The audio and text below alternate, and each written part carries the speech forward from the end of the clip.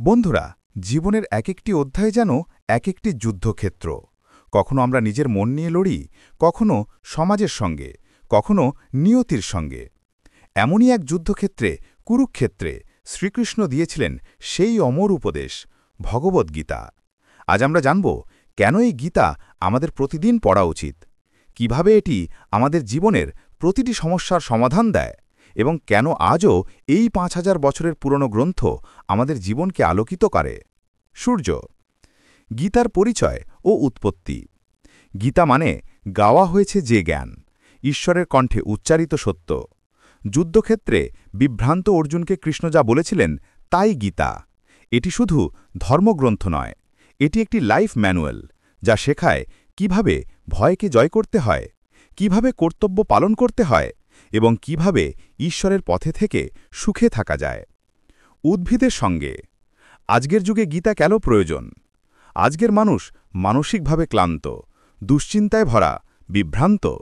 আমরা জ্ঞানের যুগে থেকেও শান্তি খুঁজে পাই না।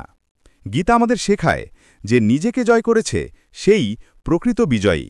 গীতা আমাদের মনকে নিয়ন্ত্রণ করতে শেখায়। এটি আমাদের শেখায় কাজ করো, কিন্তু ফলের লোভে নয়। তরকা চিহ্ন। গীতার প্রধান শিক্ষাগুলো ৫টি মূল দিক। ১.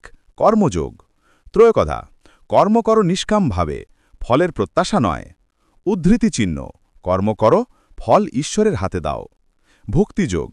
ত্রয়োকথা, প্রেম ও বিশ্বাসে ঈশ্বরকে অর্জন করা যায়। উদ্ধৃতি চিহ্ন, আমি প্রত্যেক হৃদয়ে বাস করি। জ্ঞানযোগ।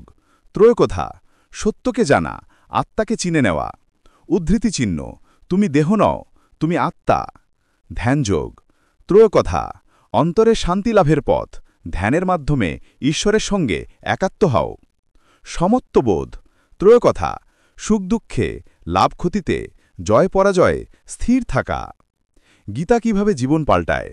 যে ব্যক্তি প্রতিদিন গীতা পড়ে তার জীবনে আস্তে আস্তে ভয়, হতাশা, উদ্বেগ মিলিয়ে যায়। মন হয়ে ওঠে শান্ত, কর্মে আসে দৃঢ়তা, জীবন পায় একটি উচ্চতর উদ্দেশ্য। গীতা মানে নিজের আত্মাকে জাগানো। গীতা ও আধুনিক বিজ্ঞান।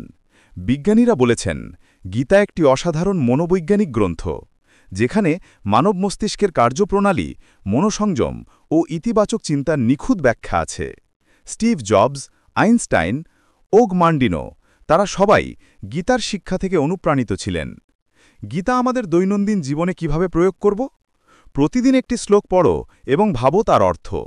কাজের আগে বলো, যা করছি ঈশ্বরের উদ্দেশ্যে করছি।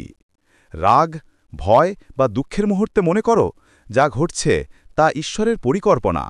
এভাবে ধীরে ধীরে গীতা শুধু বই নয়, তোমার জীবনের অংশ হয়ে যাবে। জীবনের পরিবর্তনের বাস্তব উদাহরণ।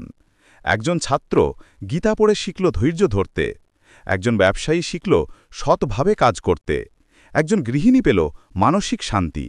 একজন বৃদ্ধ পেল জীবনের অর্থ। গীতা পড়া মানে নিজের আত্মাকে জাগানো।